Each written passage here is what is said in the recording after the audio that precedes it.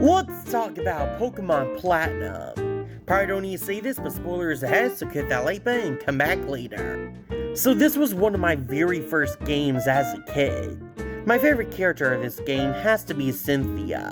To this day, Cynthia is probably one of the most recognizable champions in the Pokemon franchise, and it's for a pretty good reason. She has by far one of the most overpowered Pokemon teams within any type of game, and I just find her character to be really cool in general. So yeah, this was one of my very first games as a kid, and to this day, it's also one of my favorite Pokemon games. If you were to ask me of which of the Gen 4 games was the perfect representation of what Gen 4 Pokemon should be, it would definitely be this game here.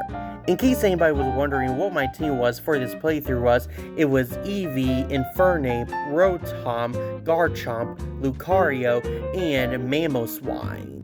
And to this day, I still find this to be one of my most reliable teams ever. Team Galactic is still one of my favorite evil teams to face in a Pokemon game, and I do miss these type of evil teams where they're just generally evil, but at the same time, they do have their own goals on trying to do the things that they're doing when it comes to causing all this mass destruction. Oh, what I would give for Pokemon to actually go back in time and give us these types of teams again. They are just so iconic, and while I do enjoy some of the modern teams that they go for these days, I also want to just enjoy a Pokemon villain that's evil for the sake of being evil.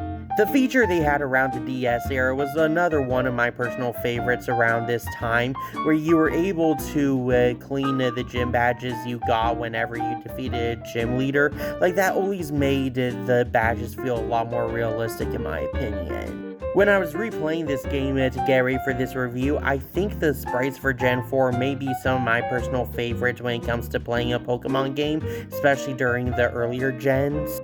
Also, the Distortion World is by far one of the most underrated locations in any type of Pokemon game, and I really wish this location was talked about a lot more when it came to the future of the franchise.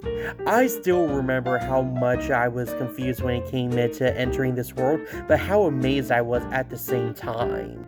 I really wish Pokemon would bring back an area similar to the Distortion World, where there are just areas where you, the player, can go onto certain layers of the world, like be it on the side of the wall, on the ceiling. And when I went down this waterfall, oh my gosh, that was so cool to me.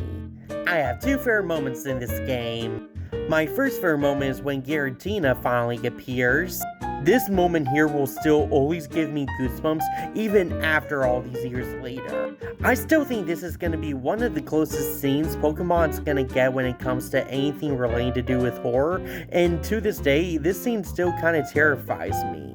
When we see this black gate opening up to the Distortion World, it can be pretty ominous at times. And when you see this black shadowy figure appear all of a sudden, that being Giratina, and its wings rise, causing this black stained blood to get everywhere, I just saw that to be one of the most graphic things to see in a Pokemon game at the time. And when we see Giratina jump right out of the portal, giving us one of the biggest jump scares in a Pokemon game, oh my gosh, that moment gave me so many nightmares as a kid. And my second favorite moment is the entire boss fight with Cynthia. The champion boss fight with Cynthia is by far one of my favorite champion fights in the mainline Pokemon games. To this day, Cynthia still feels like one of the most challenging trainers to face in any type of Pokemon game, and even all these years later, I still feel the same thing whenever I'm trying to face her in rematches and replays of this game.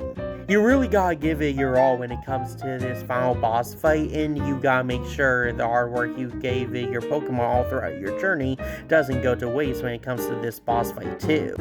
I will always get goosebumps whenever we hear that iconic piano theme play in the background, and whenever you see Cynthia's Garchomp come out in the middle of it, oh my gosh, you know you really gotta go and get serious for the fight too. I give this game a 10 out of 10, giving it an A+. Anyway, that's the review. Go down to those comments, tell me what you thought of Pokemon Platinum. Share this vote with all your friends.